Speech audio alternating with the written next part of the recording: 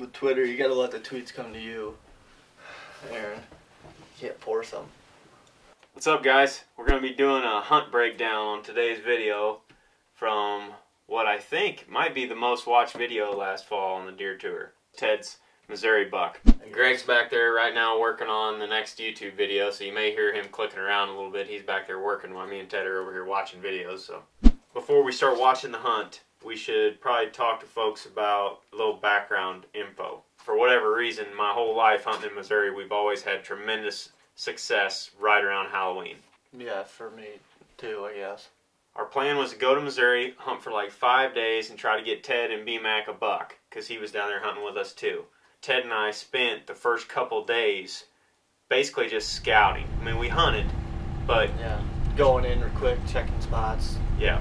Seeing what's there, you know. You know, down the road a little bit here, that plays a big role in the success of your hunt. Because we didn't dive in, we didn't wear ourselves out the first morning.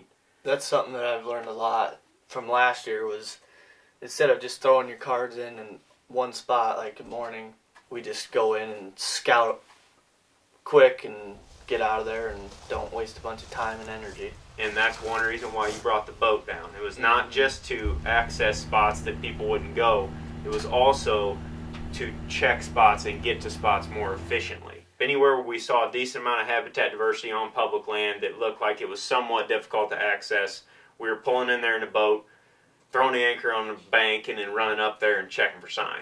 We found scrapes and rubs and stuff, and then you know that you've got to be somewhat close to something. Actually, the spot that we ended up shooting the one in was like the last one or two, I think, of the day, wasn't it? Oh, it was the very last spot of the day. We didn't even hunt that evening. We almost didn't even go over there. It's about 3 o'clock, and we got storms moving in, so me and Aaron decided to hop into this one last spot to check out, and we've been finding all kinds of fresh rubs and scrapes. This is probably the best spot we've found so far as sign goes. We got storms moving in, so we got to get out of here. We're going back to camp to meet up with B-Mac from Hushin and Greg and Jake.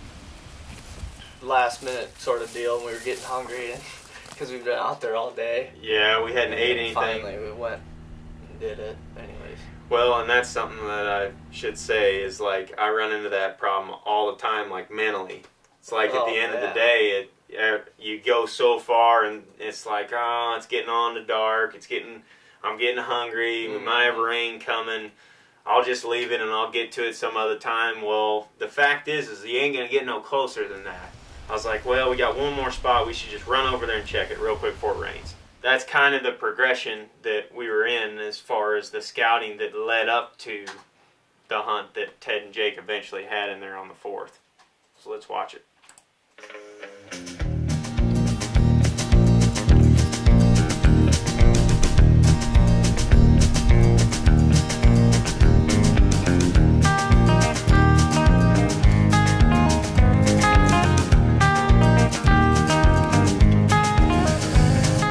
Went and tried to sneak in on some turkeys, and not too good. What time of day is that? 11 in the morning. Go hit up a spot that we found a bunch of... Because it rained that morning. Oh, that's right. Yeah. It rained you guys out and you rested up. That was smart, though. See, like after 5-6 days of hunting. Well, that's actually why we went in there, is because we wanted to go in there right after it rained, like right as soon as we could, because all the signs in there. Right, all those scrapes were in there. In there. Yeah. We're like, we got to go in there because something might be coming through fresh and scrapes and rubs and stuff. And after we did all the scouting, it was like, all right, we're just going to bounce to these different spots. So we already had spots decided. It wasn't like we were sitting there thinking, all right, we got to go figure out where we're going to go next. It was just, we always had a spot in mind. And when you guys pull up in the cove, there's some guy in a blind. Yeah. He was like right on it. We were going up over the cove. And yeah, but that's the same spot you and I parked the first day when we went and scouted that. Up in the head of it? Yeah. It's about noon right now, and me and Jake just got set up.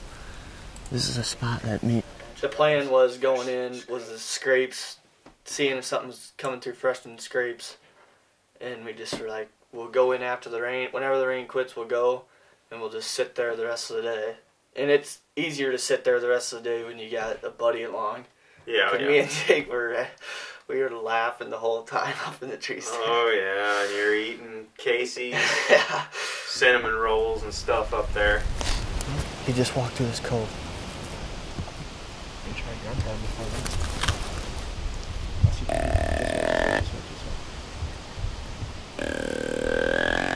So what time was it when you saw the first buck come through there? You got set up at noon.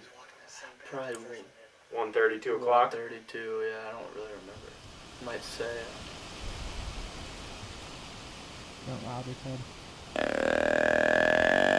I think that was the second buck that walked through there. Yeah. We need to set up right down there. They're cutting the trails down there instead of up here. Yeah, let's go.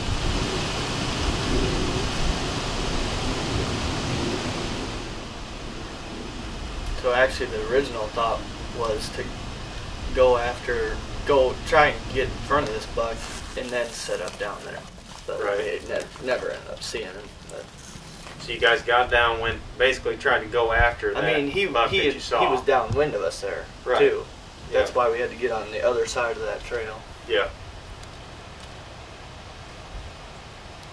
But after you go down in there, you try to get on that other buck, you don't see him, you just set up on that same trail except on the upwind side. Upwind side. Or And that's where you build your little teepee hut there. on the downwind side of the trail. Yeah, on the downwind side of the trail. That's what I meant to say. Sorry. What time is this then? This is a couple hours. 2:30, 3 o'clock is what you just said. 2 bucks. Yeah. Walked this same trail right down here, cutting across this cove from the stand. And our stand is probably like 50, 60 yards up this ridge. Yeah, I mean, it's not a very big move. It's like 60 yards away. Yeah, the But trail that's that the they were thing. on was only 60 yards. It's from. like we're constantly adjusting. We're scouting in there. The first day, we find the sign. We know there's bucks in there that we want to hunt. And then through the progression of the trip, we're just making subtle adjustments to get in there. Like, you guys had to sit there and observe that movement. If you wouldn't have been sitting there and watched where those 2 bucks went, you would have never moved down there, obviously. No. You would have never sat up right there. No. But you gotta move if you see it. Yeah, you gotta move it. That was savvy. Because on the your first own part. the first Like, that day, was very good. or a couple days before that, we had 2 bucks cruising, and the first one went by, and we were like, "Oh, we need to move," and then we didn't, and then another one came by, and we were pissed. We're like, Yeah. "Let's get down there." Yeah, right because now." if you would have moved, you would have probably killed him. Yeah, Yeah, and that's then, how it so usually then works. this day happened, and we're like, "This." And then we still waited for another one to come by and then move down there. But Yeah. we had some time after that because the first day you had to go see your girlfriend, so. Yeah, I did. I know. Oh, I know. Well, I didn't have to. She kept telling me, like, you don't have to come back home. It's all right. And it's like, no, I'm going to come back for a little bit here. Been hunting for 10 days straight or something. Got to do the family time. I don't know how it is, but... Yeah, you will one of these days, you young pipsqueak. Another thing I find interesting, and this is getting to when the buck shows up, it's 10 after 5. Like, you guys sat there on the ground for 2.5 hours and didn't see a thing. And you're just sitting there. Like, and it's getting on close to dark. We couldn't even talk to each other. Yeah, you couldn't talk because you guys are far enough apart. Yeah. Like, did you expect that this thing was about to show up? No. I saw his head and I didn't know it was a buck at first. So I wasn't that surprised. He's basically coming in on the same trails Yeah, same exact trail. that those bucks were using earlier.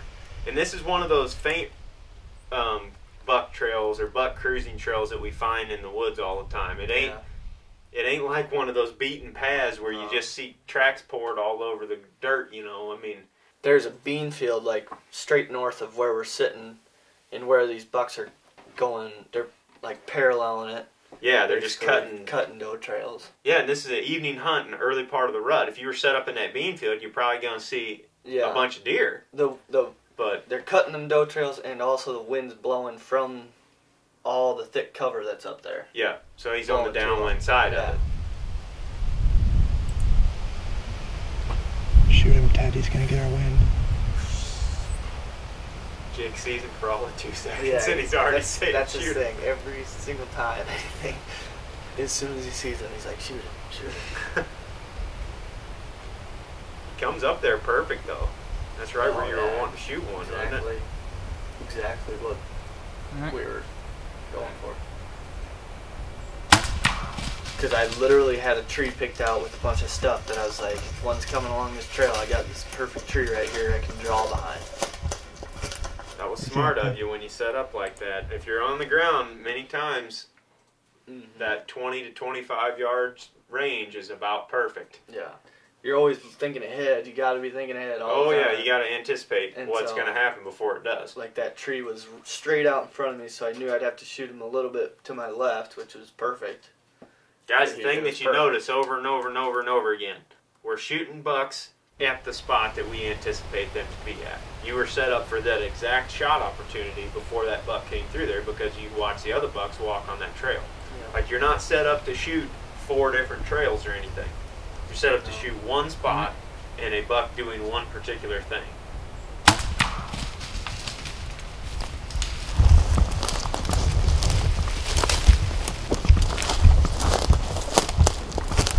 Where's he at, Ted?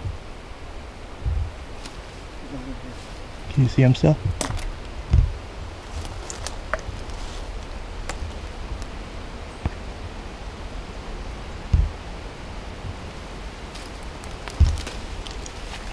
Sounded like a kitten, didn't it? You hit him for sure, yeah.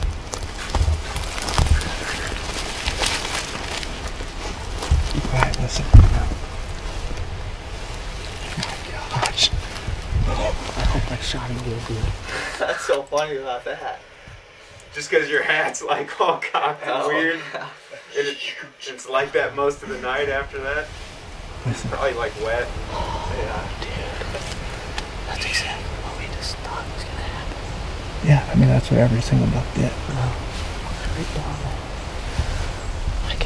I can tell you it's a big buck when I saw it. All I saw was his head, you know, and there's that white across there.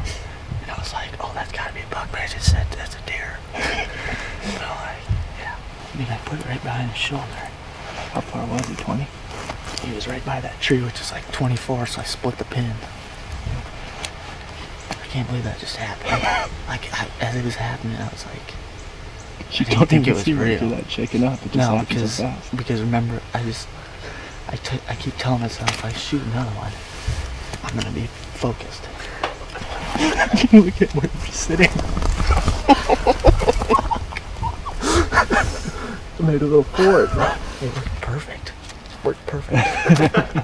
Like, what all happened today was we watched 2 bucks come right through here.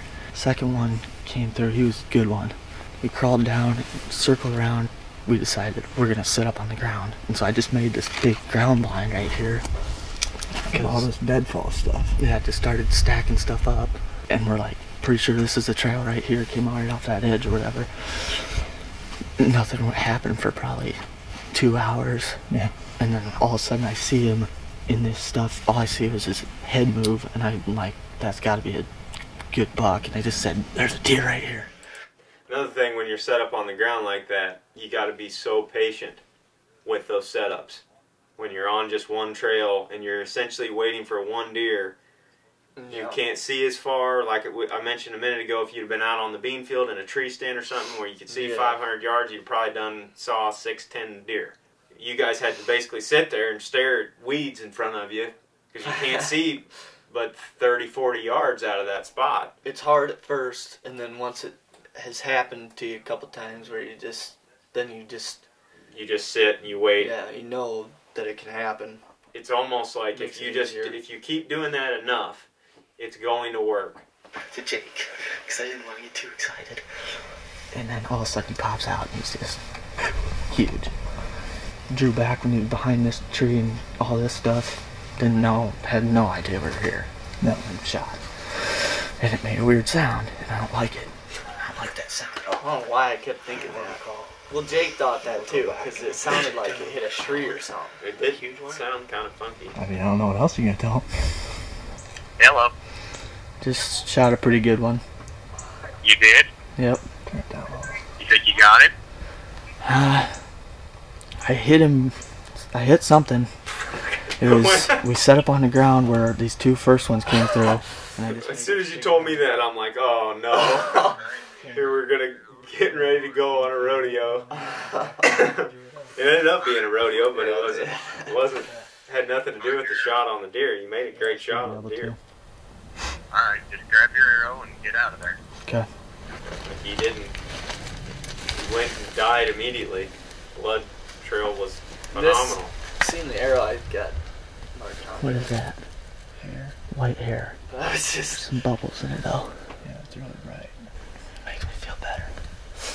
Jake found the arrow. It's the bubbles Looks making me really good. feel better It's got about bright red blood on it and there's bubbles in it. Looks like maybe some stuff like fat on it and white hair. I don't like that white hair. Just because if I hit it low, if I hit it too low, then I might have missed everything. But I mean the bubbles, that's a really good sign. We'll get out of here and watch it on the big screen like Jake said, and hopefully come back and find a big dead buck in Missouri. He's texting Greg the arrow. See what Greg thinks. He's usually right. So hopefully he thinks good. Thoughts. Eventually found blood and found the buck. Granted, he was over You on have to have landowner permission to private land. Yeah, that was So it's nerve-wracking. Yeah, we walked up to the edge of that fence and we're looking at Onyx and we're like, yeah, we're right on the boundary, and then we shine the light up there and the deer's laying there dead. Yeah. And this is at like 2:30, 3 o'clock in the morning. Yeah, we were gonna stay out there all night. Yeah, Because we thought got about the it. yotes to get to send him. him a text message just because it's 2:30 in the morning and we didn't want to call him up.